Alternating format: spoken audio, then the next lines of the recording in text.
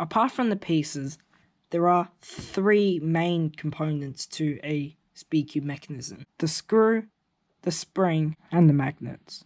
I'm going to be showing you how each of these affect cube performance and how you can change them. Firstly, let's go to the screws. So how you can access them is by opening a center cap. As you can see, there might be just this little thing here, this little hole that you can kind of grip onto. Every cube will be different, but that's generally how it works. And as you can see, there's a little screw waiting for you.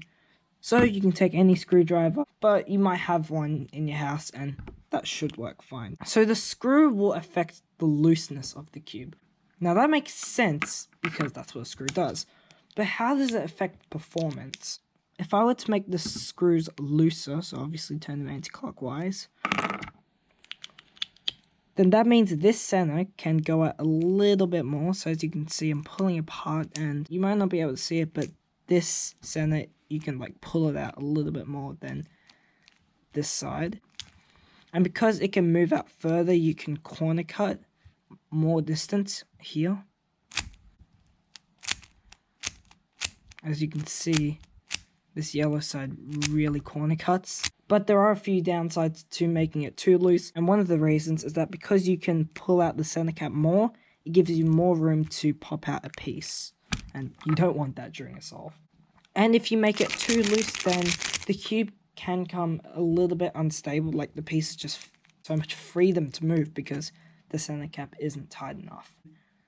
Out of all the things to customize in the Speedcube, this will definitely be the easiest for most cubes. Now we're going to go into the springs. How do they affect performance? Now to access the springs on most non-flagship cubes, then what you have to do is you would take a center cap off and you would unscrew this so much that it actually detaches from the core. I'm not going to do that now because I don't have anything to switch this with, but if you were to change springs, then you'd have this set of stronger springs or weaker springs. And basically, if there's a strong spring, then it would make these corner cuts more snappier. So if I made this looser, you could corner cut more. But if I made the spring stronger, then these corner cuts would be a lot snappier. Whereas if I made it weaker, it would kind of be a lot more smoother. Also, strong springs make the cube more stable and generally a little bit slower on average, so it's a lot more controllable. And a weaker spring would make the cube very fast and a little bit unstable. Now, there are advantages and disadvantages to both. For example, if you have a fast cube, then it can be hard to control. For example, if you have a really unstable cube, then it can be hard to do moves because it's going all over the place. But if it is nice and flexible, then you can do pretty fancy finger tricks on it. Whereas if you have a really stable cube, then you can't really do very fancy finger tricks. The last thing I want to talk about are magnets. These days, most cubes are magnetic, including this one. So I'll just open a piece up here. And as you can see, there's this little magnet right here. Now this magnet will be reacting with this piece. It will be snapping into place. There are 2 uses for these magnets. One of them is to help align turns better. As you can see with these magnets, I can pretty much get it on the spot each time. Well, that was a little fail. But another thing is that it makes the cube a lot more stable, or just things that you're not holding more stable. For example, if I'm doing a move, if I have a grip here and I'm doing an arm move, these magnets can help the middle layer to stay in place. Now, if you were to change the magnets on a cube, then it's very complicated and I'm not going to go into the details. If a Speedcube already has magnets in it, then it's actually very easy to make it stronger. As you can see here, there is a magnet that is already in here, but I've also put an extra magnet on here, on this edge, and also the same to this side as well. So that's how you can make the magnet stronger in a cube. You basically buy a magnet for every single edge piece times 2, because there's 2 places where an edge needs to have a magnet, over here and here. There are 12 edges on the cube with 2 magnets each, so that's a total of 24 magnets. Now, you will have to buy them just to make sure they're the right size, and it is kind of hard to decide which kind of magnets you want. I'll put the ones that I use in the description below, although they are quite strong. As you can, I can really feel that like magnetic bump.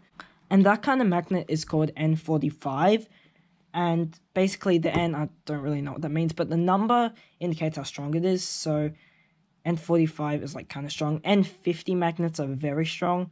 N35 are kind of weak. But if you do have a Speedcube and you want to make the magnets weaker, if there are already magnets, then usually the best way is just to take out an edge piece, or like take out everything, take out all the magnets, rip them out, buy new ones, and put them in.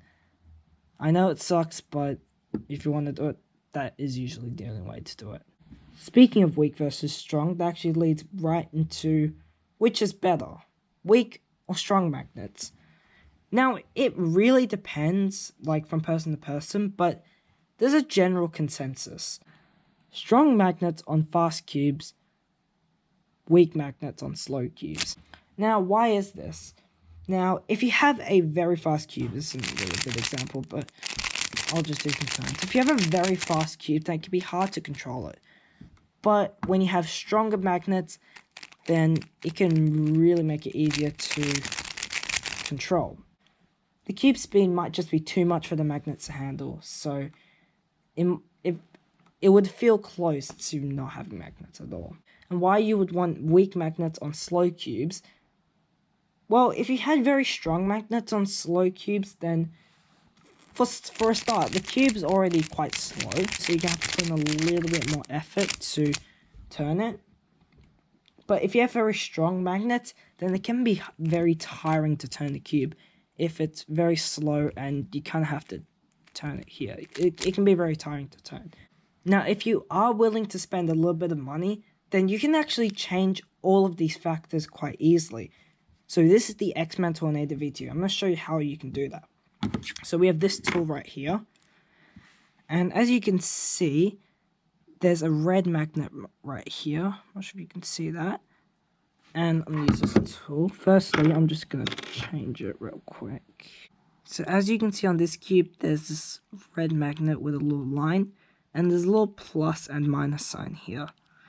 And what you can do is basically change this magnet to one of the 5 settings. If you move the magnet closer to the plus side, it will be stronger. If you move it closer to the minus side, it will be weaker. And you can just change the magnet literally just by doing this. That's all you gotta do. Now I'm gonna change the spring and screws. I'm gonna take a centerpiece out. So this system is going to vary dramatically between cubes, but this cube actually has a pretty neat system. So what you do, I don't know if you can see this, but there is a little tube between the circles, and there's a little notch here. Those are the 2 critical parts. So what you want to do is use this kind of hook, and if you turn anti-clockwise, you can change the screw. So this is equivalent to changing the screw on a regular 3x3. That determines how tight it is. There are 5 options, and number 5 is the tightest screw. And to change the spring, you basically just turn clockwise with this tool. And as you can see, I've got a little number 4 there. This means I've got it on the 2nd tightest or 4th loosest setting. And you can determine this number by noticing the little hook there. I'm not sure if you can see that through here. But there's this little gap here, and there's a number right next to it, and that is how you can tell. So that's just an advantage of paying for a more expensive cube. You can get all these cool features. So hopefully you learned something new today. And if you do want to get this cube, or any cube that I use in this video, I'll have links in the description to where I bought it. Alright, thanks for watching, and I'll see you next time.